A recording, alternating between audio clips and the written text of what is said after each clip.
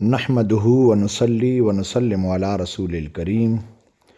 اما بعد فاعوذ باللہ من الشیطان الرجیم بسم اللہ الرحمن الرحیم۔ حاجی محمد خان صاحب نے سوال کیا ہے کہ مجھے نماز میں بعض مرتبہ رکعتیں بھول جاتی ہیں۔ 2 رکعت والی نماز میں بھول کر تیسری رکعت میں کھڑا ہو جاتا ہوں اور 4 رکعت والی نماز میں کبھی کبھار بھول کر 5ویں رکعت میں کھڑا ہو جاتا ہوں، تو اس صورت میں کیا شرعی حکم ہے؟ یاد رہے کہ یہ صورت امام اور تنہا نماز پڑھنے والا نمازی دونوں کے ساتھ پیش ہو سکتی ہے۔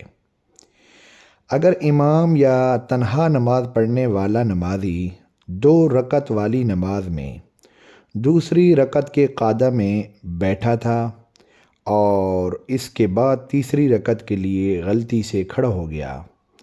یا 4 رکعت والی نماز میں چوتھی رکعت کے قعدہ میں بیٹھا تھا اور اس کے بعد 5ویں رکعت کے لیے غلطی سے کھڑا ہو گیا، تو جب تک تیسری یا 5ویں رکعت کا سجدہ نہیں کیا، یاد آنے پر قعدہ کی طرف واپس لوٹ آئے اور آخر میں سجدہ سہو کر کے نماز مکمل کر لے۔ اور اگر تیسری رکعت یا 5ویں رکعت کا سجدہ کر لیا ہو تو اب اس کے ساتھ چوتھی یا 6ٹھی رکعت بھی ملا دے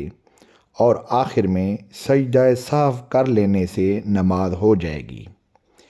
پہلی صورت میں 2 رکعت فرض اور 2 نفل ہو جائیں گے، اور دوسری صورت میں 4 فرض اور 2 نفل ہو جائیں گے۔ اگر ان 2 صورتوں میں آخری جو 2 رکعتیں ہیں،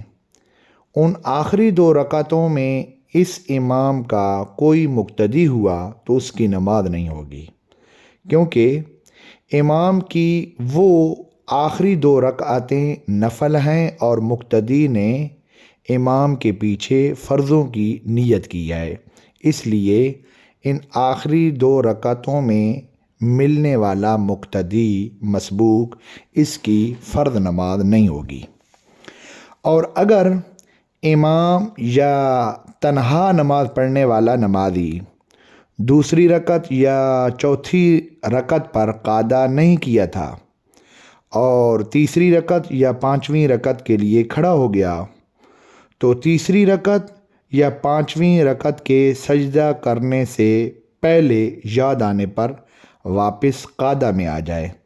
اور آخر میں سجدہ سہو کر کے نماز مکمل کر لے۔ اور اگر تیسری رکعت یا 5ویں رکعت کا سجدہ بھی کر لیا ہو تو اب اس کی فرض نماز باطل ہو گئی، اب تمام کی تمام رکعتیں نفل ہو جائیں گی اور ایسے شخص پر فرض نماز کا اعادہ کرنا یعنی اس کو دوبارہ پڑھنا لازم ہوگا۔ اللہ تعالی ہم سب کو احکام شریعت سیکھنے، سمجھنے، عمل کرنے اور دوسروں تک پہنچانے کی توفیق عطا فرمائے۔ آمین بجاہ نبی امین صلی اللہ تعالی علیہ وآلہ وصحبہ اجمعین۔